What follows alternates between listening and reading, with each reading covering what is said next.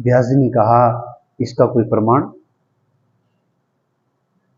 सत्संग से किसकी सुधरी है और उसका जीवन परिवर्तन हुआ है, वो मुझे बताइए।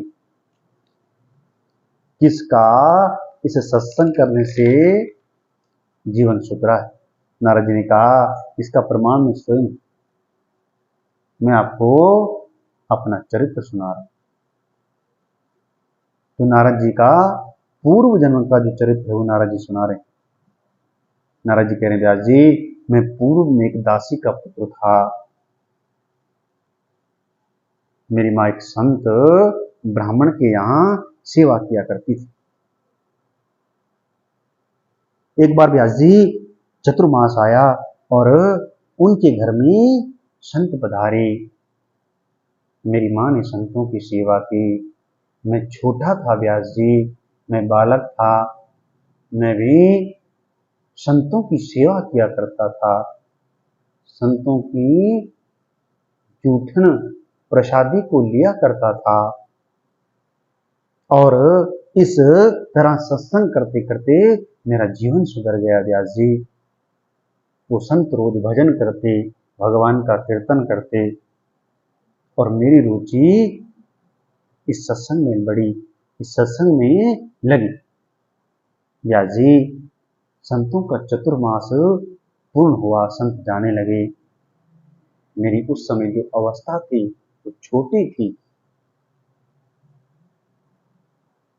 एक दिन क्या हुआ व्यास जी, एक दिन मेरी माँ गाय से दूध निकालने के लिए गौशाला गई।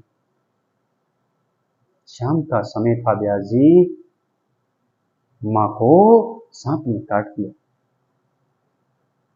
व्यास जी, सांप का कोई दोष नहीं, वो तो काल था और काल जब आता है तो वो कुछ नहीं देखता है। मेरी माँ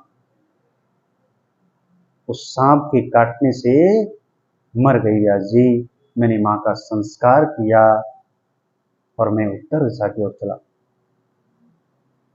चलते चलते व्यास जी मुझे प्यास लगी और मैं जल में एक तालाब में गया और वहां मैंने स्नान भी किया और अपनी प्यास भी बुझाई।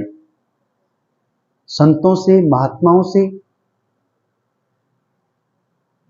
जैसे मैंने देखा था, जैसे मैंने सुना था, व्यास जी मैंने वैसे ही किया। इस प्रकार से मेरा हृदय जो है शुद्ध हो गया व्यास जी।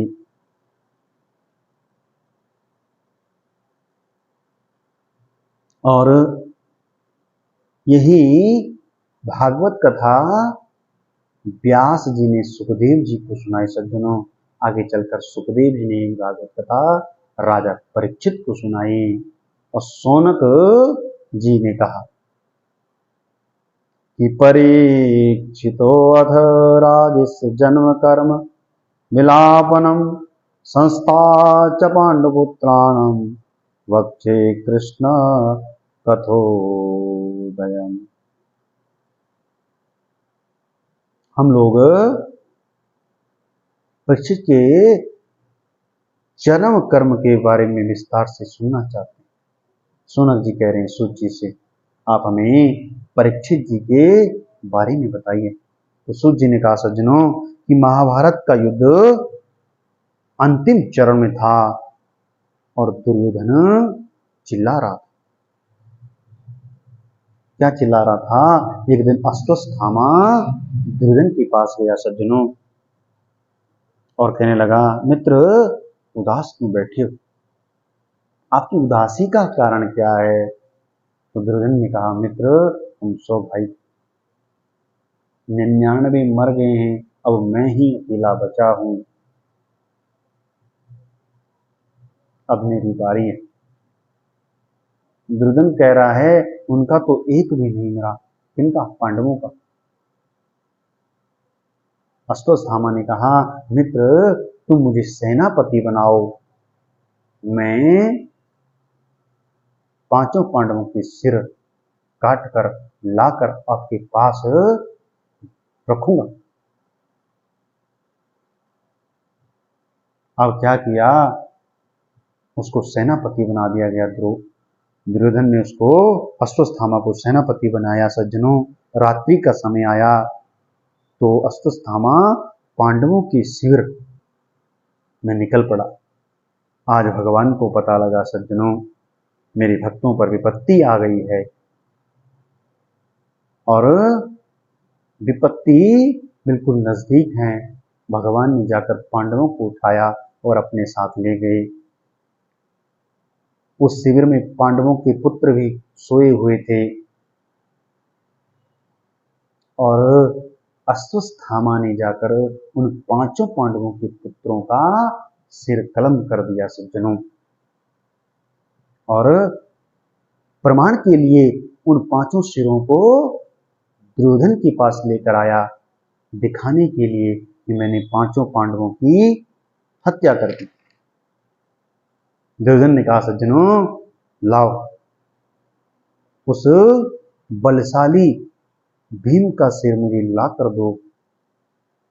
जैसे ही अश्वत्थामा ने एक सिर उठाया और दुर्योधन को देने लगा, दुर्योधन ने हाथ में लिया और उसको दबाया, वो जो है कच्ची घड़ी की तरह फूल गई। दुर्योधन ने कहा, ये भीम का सिर नहीं हो सकता,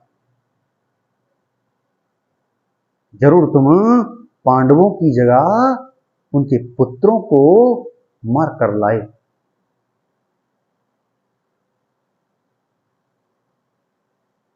और जब देखा तो दुर्योधन जो है सज्जनों बड़ा क्रोधित हो गया। उसने अश्वत्थामा को कहा, मूर्ख, तूने ये क्या कर दिया?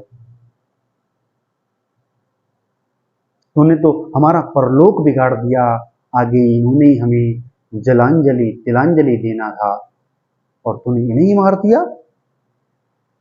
प्रातःकाल को सज्जनों द्रौपदी को पता चला, शिविर में आके देखा तो 5 पांडवों के पुत्रों को मार दिया गया है, उनका सिर अलग करके ले जा दिया गया।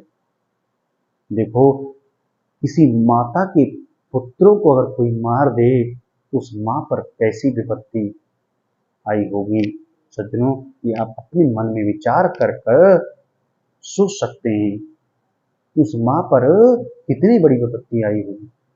उस मां पर कितनी बड़ी विपत्ति आकर उस मां पर कितनी बड़ी एक घटना घटी होगी। उसके शरीर पर क्या बीती होगी सज्जनों। अर्जुन ने द्रौपदी को समझाया, लेकिन आज सज्जनों द्रौपदी के आंसू नहीं रुक रहे। अर्जुन ने प्रतिज्ञा ली कि जिसने तुम्हारे पुत्रों का सिर कलम किया है, सूर्यास्त से पहले वो आपके सामने होगा। आज अर्जुन को पता लगा, मेरे 5 पुत्रों की जो हत्या है वो अश्वत्थामा ने की। हमारे जो 5 पुत्र हैं उनकी हत्या करने वाला अश्वत्थामा है।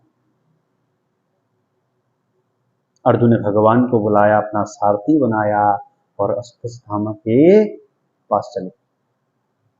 अश्वत्थामा ने जैसे ही सुना सज्जनों तो भागता चला गया। आज अर्जुन ने उसको लाकर द्रौपदी के सामने खड़ा किया। द्रौपदी ने कहा, सज्जनों ये कौन? अर्जुन ने कहा, तुम्हारे पुत्रों का प्यारा, बताओ इसके साथ क्या करना चाहिए।